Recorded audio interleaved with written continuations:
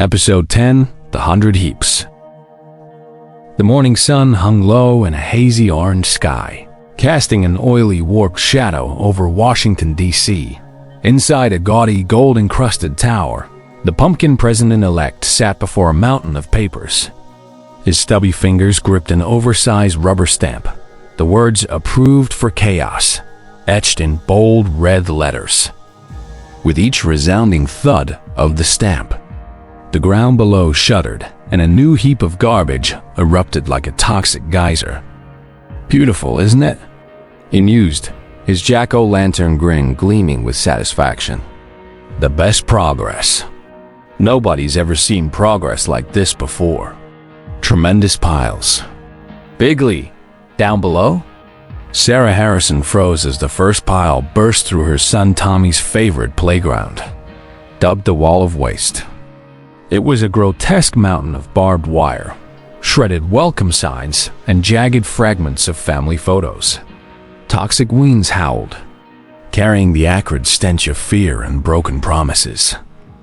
Small groups of frantic onlookers clawed at the edges of the heap, only to be swept into its snarling maw by the gale. Across town, Maria Gonzalez stood in the doorway of her diner, her face twisting in horror. A second pile had erupted nearby. They called it the fossil fool's gold. Black oil bubbled and oozed, swallowing her small garden while thick sludge seeped into the streets.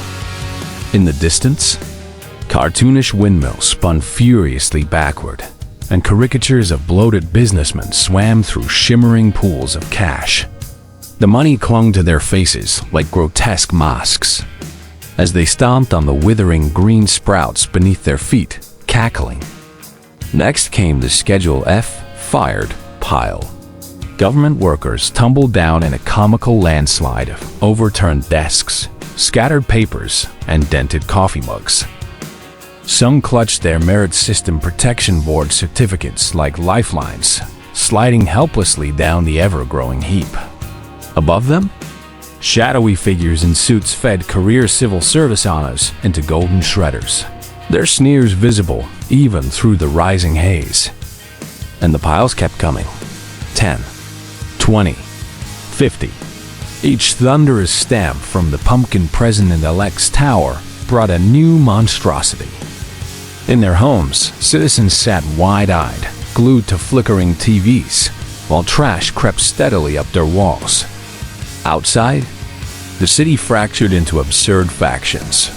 The gaudily dressed prophets, offering guided tours of the apocalypse, and the scrappy resistance rangers, feverishly building makeshift ladders from shredded executive orders.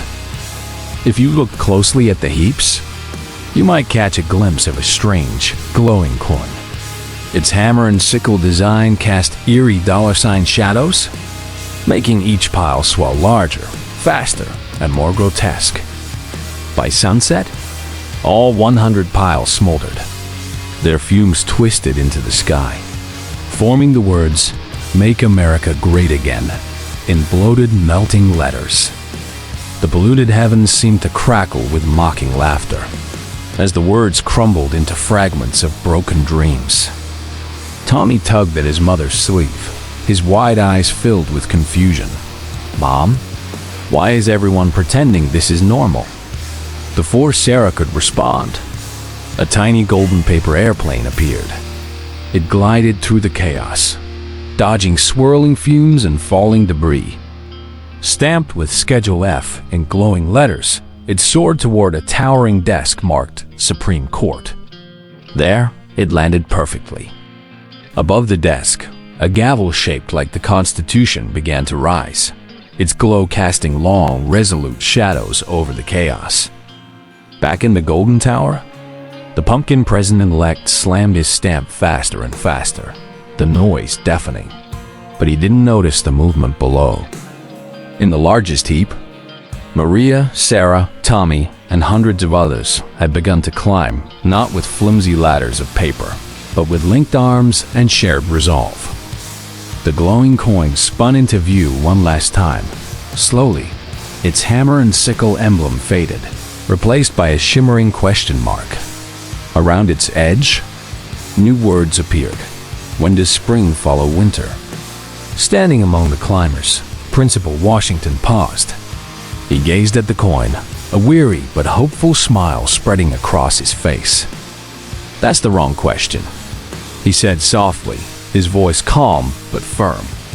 "The real question is, who brings the spring?" Above them all, the Constitution-shaped gavel hovered, glowing brighter and brighter, waiting for an answer. To be continued.